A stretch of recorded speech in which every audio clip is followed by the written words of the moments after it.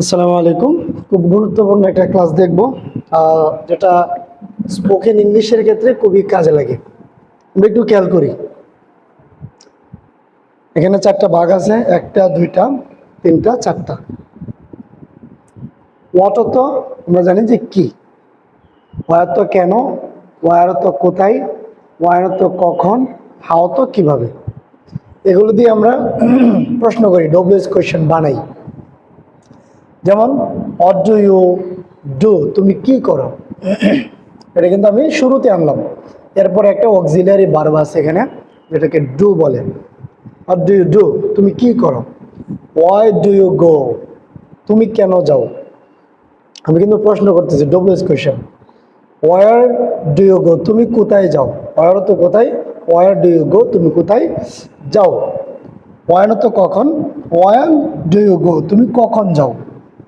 How তো কিভাবে, how do you go, তুমি কিভাবে যাও। এখানে যদি আপনি এই ভার্বগুলো যদি পাল্টায় দেন, তাহলে অর্থটাও পরিবর্তন হবে। যে তুমি কিভাবে খাও, তুমি কিভাবে যাও, তুমি কিভাবে ঘুমাও, যদি আপনি এখানে এগুলো পাল্টায় দেন তাহলে পাল্টে যাবে। এখন আমি এগুলো দিয়ে কিন্তু প্রশ্ন করলাম, একটু খেয়াল করবেন, শব্দগুলো একই কিন্তু অর্থগুলো পরিবর্তন। অর্থ তো এখানে কি, এখানে যা, এখানে কেন, এখানে যে কারণে, এখানে কোথায়, এখানে যেখানে, এখানে কখন, এখানে যখন, এখানে কিভাবে, এখানে যেভাবে।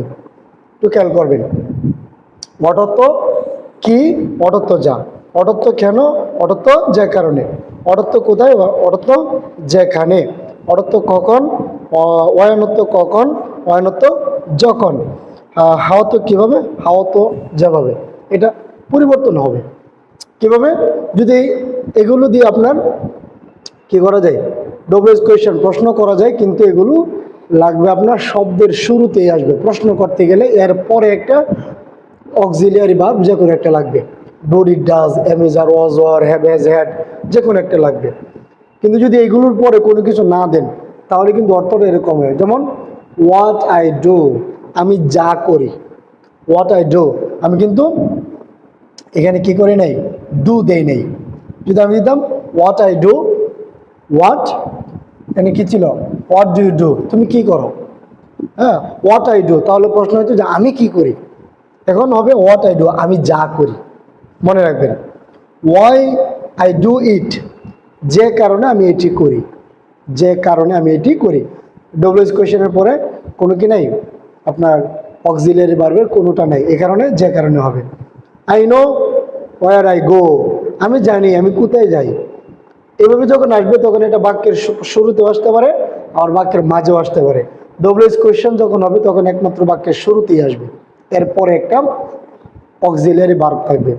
I know where I go, আমি জানি আমি কোথায় যাই, আমি যেখানে যাই এটা আমি জানি। Okay, when I go to school, আমি যখন স্কুলে যাই। ওয়েন তো কি, যখন, আই গো টু স্কুল, আমি যখন স্কুলে যাই। হাউ আই ডু ইট, আমি যেভাবে এটা করি, আমি যেভাবে এটা করি। হাউ ডু ইউ গো, তুমি কিভাবে যাও। কিন্তু এখানে দেখেন ডু নাই, এটার মধ্যে ডু আছে, এটার মধ্যে কি নেই, একটার মধ্যেও ডু নেই। এটা যা, যে কারণে, যেখানে, যখন, যেভাবে অর্থটা হবে। বুঝতে পারলাম। এরপরে আরো একটা গুরুত্বপূর্ণ বিষয়, হোয়াট এলস। শুধু আমরা এটার পরে যদি একটা এলস লাগাই দিই, হোয়াট এলস, আর কি। ওয়াই এলস, আর কেন। একটু খেয়াল করবেন, শুধু আমরা এগুলোর শুরুতে, সবগুলো শুরুতে এলস লাগাই দিলাম। হোয়াট এলস, আর কি। ওয়াই এলস, আর কেন। ওয়ার এলস, আর কোথায়। ওয়েন এলস, আর কখন। হাউ এলস, আর কিভাবে। ঠিক আছে, আমরা অনেক সময় বলি যে আর কি, আর কেন, আর কোথায়, আর কখন, আর কিভাবে, এগুলো কথা আমরা বলি। এখন এগুলো দিয়ে আমরা একটু প্রশ্ন করি। What else do you want, what else do you want, তুমি আর কি চাও। হোয়াট এলস, আর কি, ডু ইউ ওয়ান্ট, তুমি চাও। What else do you want, তুমি আর কি চাও। Why else do I go there, আমি সেখানে আর কেন যাই। ওয়াই এলস, আর কেন। ওয়াই এলস, আর কেন। ডু আই গো দেয়ার, আমি যাই। ডু আই গো দেয়ার, তাহলে কি হবে, why else do I go there, আমি সেখানে আর কেন যাই। ওয়ার এলস, আর কোথায়। Where else do I go after school, স্কুলের পরে আমি আর কোথায় যাই, স্কুলের পরে আমি আর কোথায় যাই। When else do I go there, আমি সেখানে আর কখন যাই। When else, when else do I go there, when else আর কখন, ডু আই গো দেয়ার আমি সেখানে আর কখন যাই। ঠিক আছে, how else do I go to school, আমি স্কুলে আর কিভাবে যাই, আমি স্কুলে আর কিভাবে যাই। তো খুবই গুরুত্বপূর্ণ বিষয় এবং মজাদার বিষয়, এগুলো আপনারা শিখে নেবেন। এগুলো ডবলস কোয়েশ্চেনের ক্ষেত্রে ব্যবহার হয়, যেগুলো বাক্যের শুরুতে আসে, এরপরে কোনো একটা অক্সিলিয়ারি ভার্ব আপনাকে আনতে হবে, না আনলে হবে না। যদি না আনেন তাহলে এটা এরকম হয়ে যাবে, হ্যাঁ, এরকম হয়ে যাবে যে তখন আর প্রশ্ন হবে না। এরপরে এই ডবলস কোয়েশ্চেন যেগুলো দিয়ে ডবলস ওয়ার্ড, এগুলো শেষে যদি আমরা শুধু এলস নিয়ে আসি তাহলে কি এরকম অর্থ হবে যে আর কি, আর কেন, আর কোথায়, আর কখন, আর কিভাবে। তো আশা করি ক্লাসটা আপনাদের ভালো লেগেছে। যদি ভালো লেগে থাকে তাহলে আপনারা অবশ্যই শেয়ার করে দেবেন, লাইক করবেন, চ্যানেল এবং পেজের পাশে থাকবেন। সকলে ভালো থাকবেন। আসসালামু আলাইকুম ওয়া রাহমাতুল্লাহ।